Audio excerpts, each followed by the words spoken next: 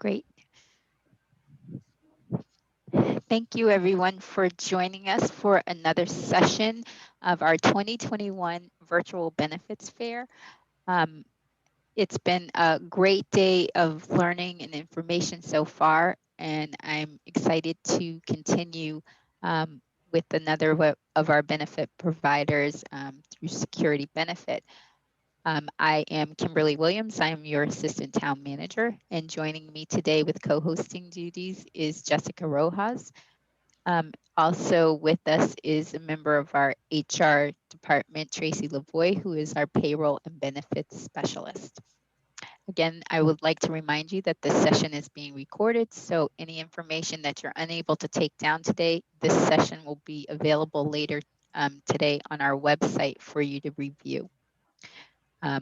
I have with us today Phil Hahn, who is, as I said, with Security Benefit, and he'll be making a presentation and answering some of your important questions. So with that, I will get out of the way and let you get started. I'll turn it over to you, Phil. Great. Thank you very much, Kimberly. We appreciate it. My name is Phil Hahn with Security Benefit. I'm the local regional vice president that takes care of plans in the Northeast for us. Scott Mindeau is my local representative that handles the town of Bridgewater. Unfortunately, he had a conflict, so I had to pitch it for him today and do this little presentation for you. So what we're going to walk a little bit through is a little bit what we call financial essentials, and it's a savings and planning workshop for your deferred comp 457 side of the business, or your retirement side, excuse me. The agenda I'm going to walk through today is just a little bit for you. We're going to go very high level about your retirement options, Social Security, the pension, and things like that for you, and your other savings. Why does it matter? And most importantly, how to take action, going forward. So your retirement options. Some of you always have, I'm sure we get these questions all the time about Social Security. It's kind of one of those pieces that are out there. Most government employees, particularly in the Commonwealth of Massachusetts, are not contributing all to Social Security. You may or may not have have contributed in the past if you worked in the private sector. You may or may not be eligible for some of that in the future. And that's just a high level. There's a government pension offset, as well as a windfall elimination provision that is out there for Social Security benefits. So that's also on your spouse's information and things. So you may get full or partial benefits. I'm just highlighting that, and people keep hearing about the future and the uncertainty of Social Security out there. But it is one of those that you may or may not be eligible for. I definitely encourage you to sit down with somebody locally, like Scott or another financial advisor that you're working with, and learn more about these other things if you're eligible or not. And definitely visit socialsecurity.gov, because you can get out there and get that information, whether you're eligible for full-time benefits, depending on what your age is here. If you're born after 1960, most of us, the normal full retirement age is age 67. But if you're born between 55 and 59, it's 66 in a few months for those that did contribute into it. For a lot that don't, what you are contributing to is the state pension system. A very high level. I'm not going to dive deep into this because there's a lot of different choices and options. The biggest thing here is this is where the bulk of probably your retirement income is going to come from, is that pension. As time has gone on, those amounts coming out of your paychecks have changed and increased anywhere from 5 to 11%, depending on how long you've been contributing to the system. Newer workers that have just recently been hired may have less of a benefits and or longer time periods before they can get to those certain parameters in those things. The state is all in control of these things. They choose and make changes as that happens. There's just been changes done a few years ago. So make sure, one of the biggest things that I state that for both my son and my wife who are part of these systems is make sure you go out there, check your benefit statements that you do get on an annual basis. Make sure your years of creditable service are properly done, meaning added to what they should be. The easier and the sooner you do that, the better it is to make sure everything is done. At the bottom of the statements is your option A, or the largest amount that you can get. That is just your own benefit. There are other choices that you can get with spousal continuations and things like that as well. So I just wanted a high level in our short interest of time, because that's a big thing that's out there. But make sure your beneficiaries, not just in your retirement accounts, but your insurance and everything else through the HR department, are updated. And anything that happens to you, your beneficiaries, that's who's going to receive any of your benefits that you have if you pass. So with that, Social Security and pension, just to give you an idea, roughly, this is an average for the country. The average Social Security benefit for somebody is around $17,000 in a year, and the average pension benefit is around $28,000. So in total, that's $45,000. And why I do that and talk about these are things that you cannot control. These are things that are automatically taken out, and they're part of that. And you can't control inflation or unexpected expenses. But what you can control is your supplemental savings. And that's what we're here to talk about a little bit for you, is what you can control is your personal savings. That is your deferred comp, your 457 accounts, your IRAs, and your own personal savings. These are all optional. Some can be done pre-tax, some can be done after tax. The 457, it comes directly out of your paycheck before tax, versus things that your savings and checking accounts going after tax, or if there's Roth provisions, you're able to get Roths, which come after tax to save for the future. One of the high levels that I like to talk about is just give you a sample paycheck. And for 2 o'clock on a Thursday, kind of dreary day today, we're going to use a gross income of $1,000 for easy math today. And if you don't defer anything in your deferred comp or IRA pre-tax, you're left with $1,000 in taxable salary. At a tax rate of 24%, your tax was going to be $240 that comes out. So your net take-home pay is $760. And then if you decide to put some into savings, your net take-home pay in your pocket that you're able to pay your bills and do things with are $660. Now, if you did a pre-tax, in this case, into a deferred comp 457, and again, security benefits is just one of those choices that you have here in your 457 space. If you did $100 pre-tax, now your taxable amount is $900. At 24%, instead of before tax at $1,000, now the 24% is $216. So your net take-home pay is $684.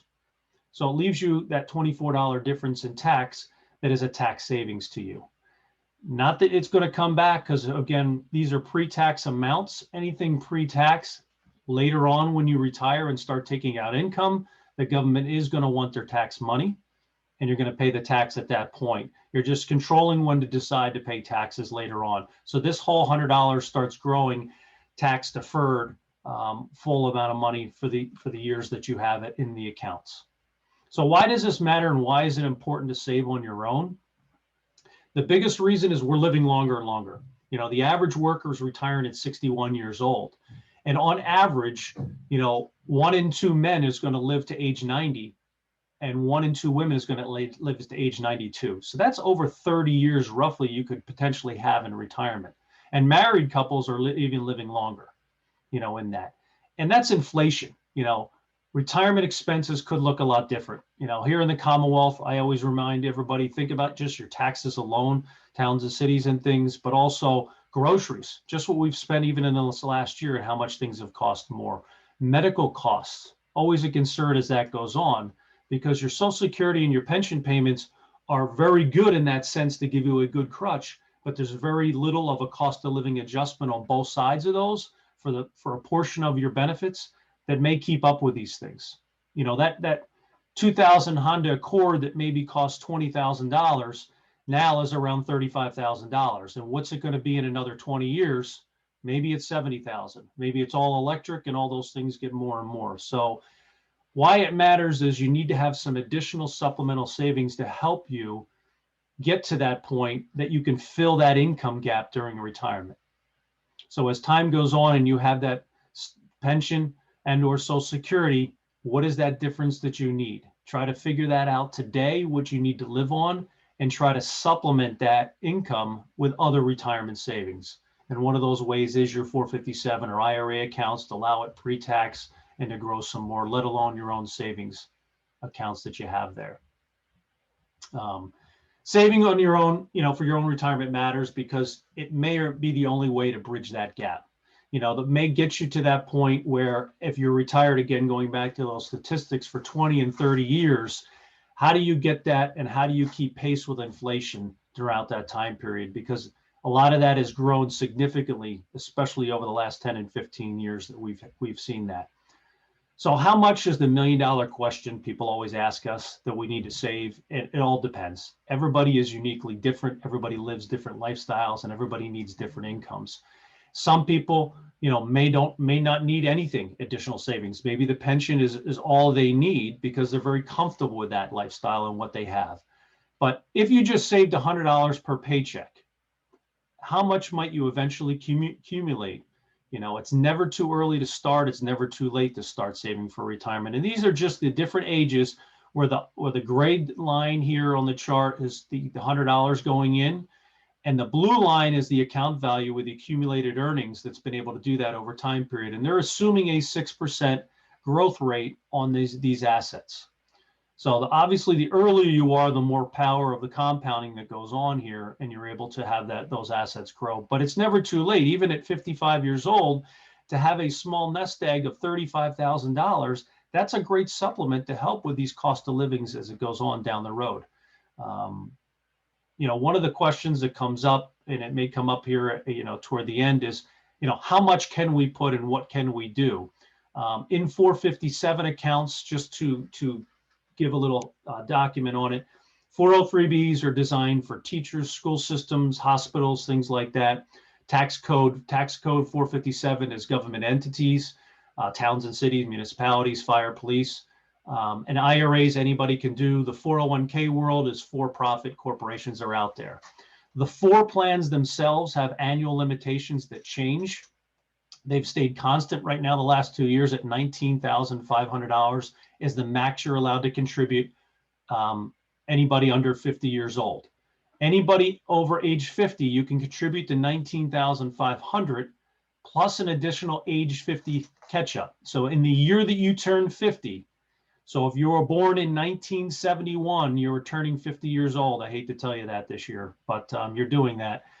You're able and eligible to now do a catch-up provision as well. So the total amount you can do from anybody born 1971 or before is now $26,000 a year. Potential tax savings, again, off the 24% tax bracket is roughly, you're putting all that money in before taxes. It's saving you about $6,200 that you can do versus saving it after tax.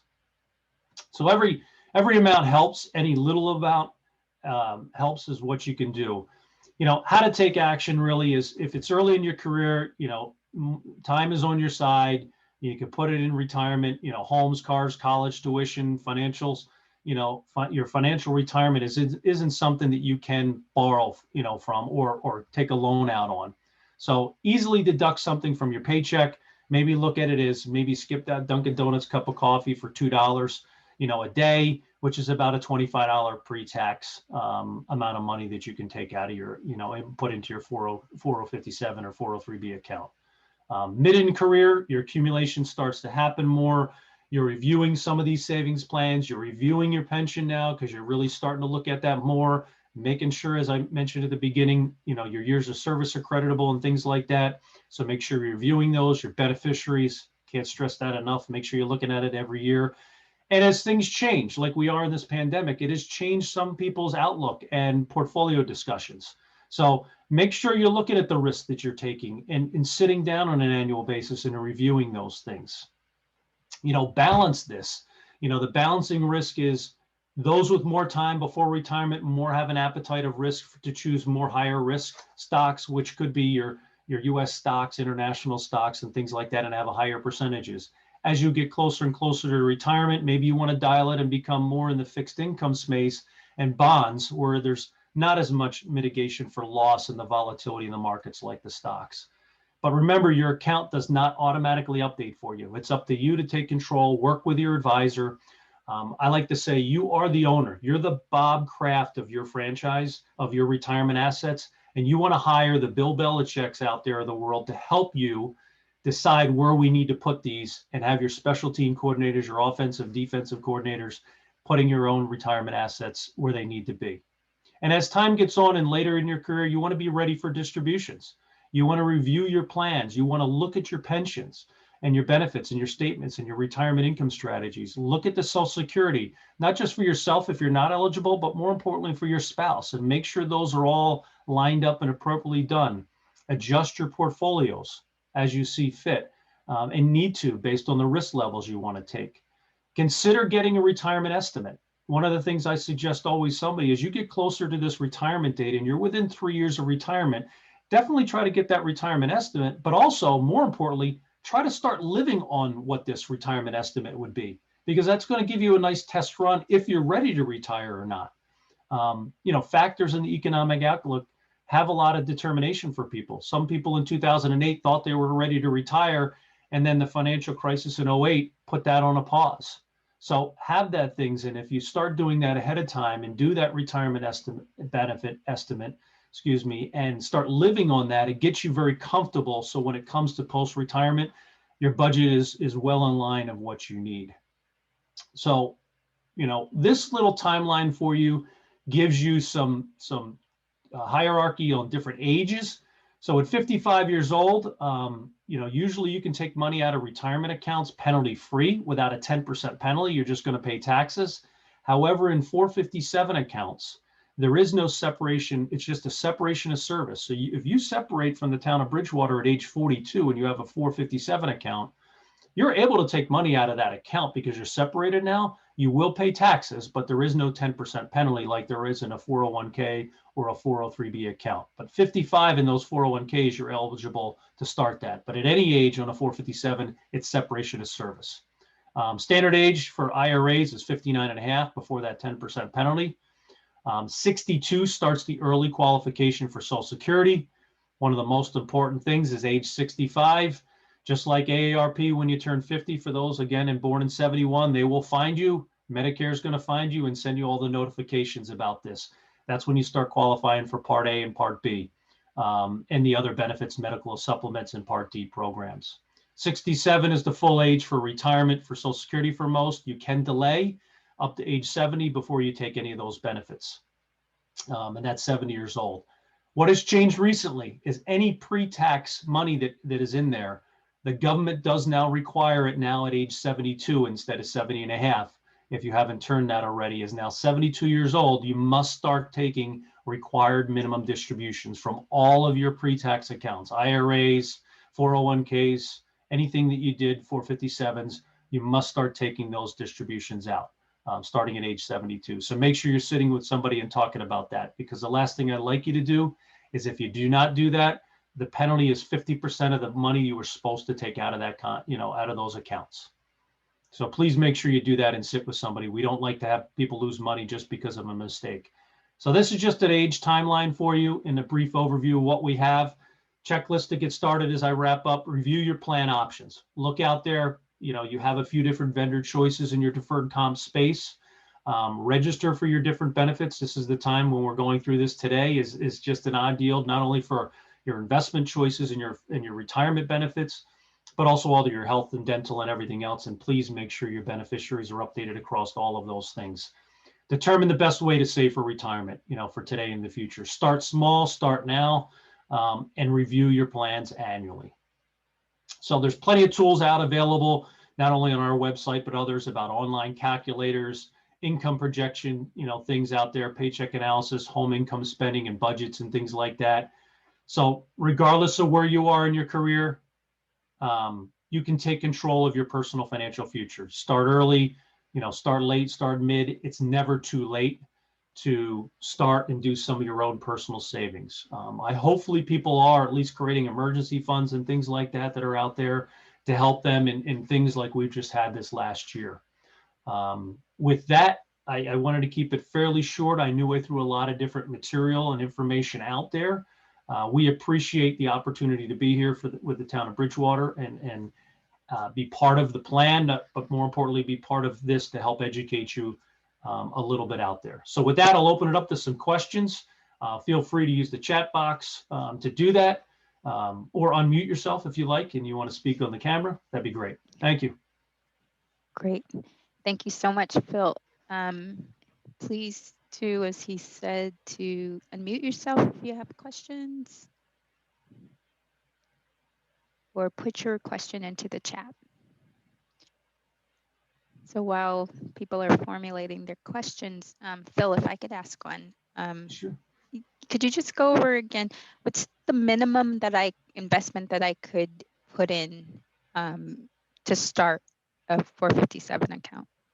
Yeah, it's a great question. That goes back to starting early and starting small if you can. And usually we say the minimums are about $25 to start per paycheck. Again, that's pre-tax. So roughly, depending on your tax bracket, it's about $20 after tax. There is a little bit of flexibility, obviously, if somebody wants to start because you're doing it, biweekly and things like that. If somebody only wants to do 20, they can do that too. But usually, typically, it's $25.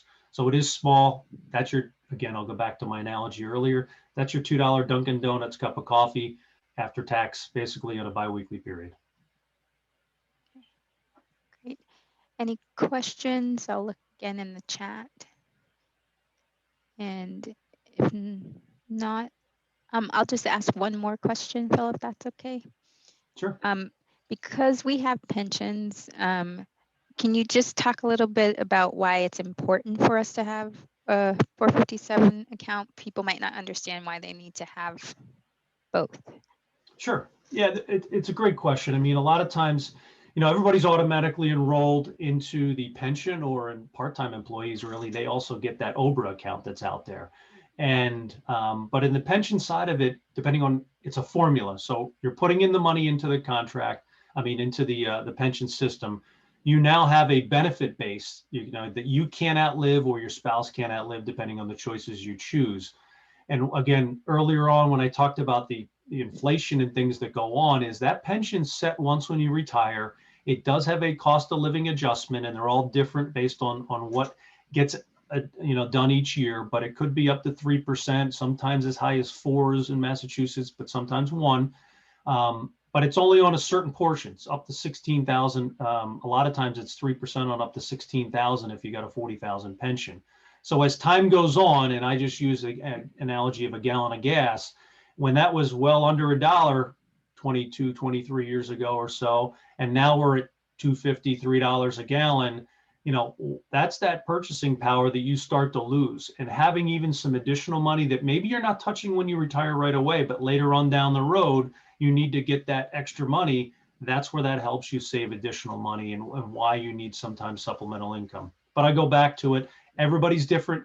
Everybody may have enough and that pension may cover it, but it's always nice to have that, I call it the rainy day, or other funds that you need just in case. Excellent. So thank you. Great.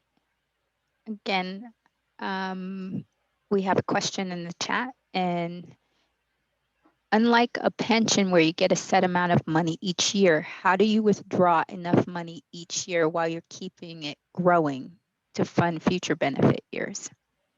Yeah, it's a great question, because it's always the $1 million question, is how much do I really need in that other account to keep doing that? And again, that really all depends. So I'll go back to my little analogy when I talked about when you get your retirement benefit estimate on that pension side.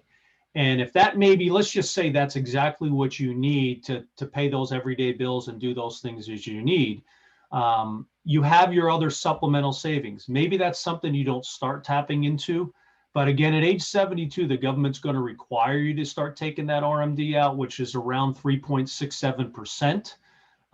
That number, and people use between 3.5% and 4.5% is kind of the magic withdrawal number that you take out of that contract to keep that, so it can keep growing, but also have value in there. Obviously, if you start taking more and more of that out, meaning higher percentages, that account balance goes to zero. There's going to be nothing left in that supplemental savings to take anything more of, because your pension is going to last at least your lifetime or a spouse's lifetime, and you can't outlive those. But you could, if you withdraw heavily, meaning very higher percentages of the money out of your other accounts. I hope that answers that question. Does that answer your question, Michelle? While we're waiting for that, but yeah, great question. Yeah, it was a great question. And typically they come up with different things. And like I said, it's about 3.5% to 4.5% is the comfortable withdrawal rate, if that's what you're looking for coming out of your supplemental retirement savings. Because if you're able to earn in those things, that number just think of that. If you're able to earn 3.5 to 4.5% of the money, you're basically taking out your earnings each year and allowing that principal to stay intact throughout that time period. But if you keep taking more than what you're actually earning, you're going to keep eating into principal, and that's what's going to keep driving that down. Okay, So excellent. thank you. So thank you everyone for your questions. I don't see any additional in the chat right now.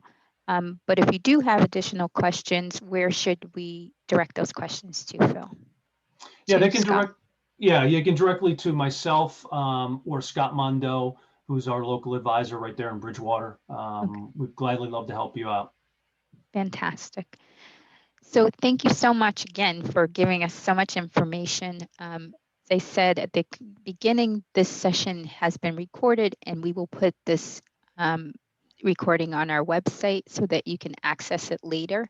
And if you have questions, please look at our employee newsletter that we sent out to everyone. It has contact information on there for Scott Mondo, who is our rep. Again, I'd like to just remind everyone that open enrollment began today, and it will run through May 14th, Friday, May 14th. And this is the only time that you can make changes to your benefits without a qualifying event. So we want to, again, if you have questions right now, is that time to get all of your answers from either HR or it's from our benefit providers who have been with us today. With that, again, I thank you so much, Phil, for joining us. And thank you to the employees and family members of employees and retirees who have joined us today. We really appreciate you coming, spending some time with us. And with that, I will wish you all a great rest of your day. Thank you. Thank you. Have a great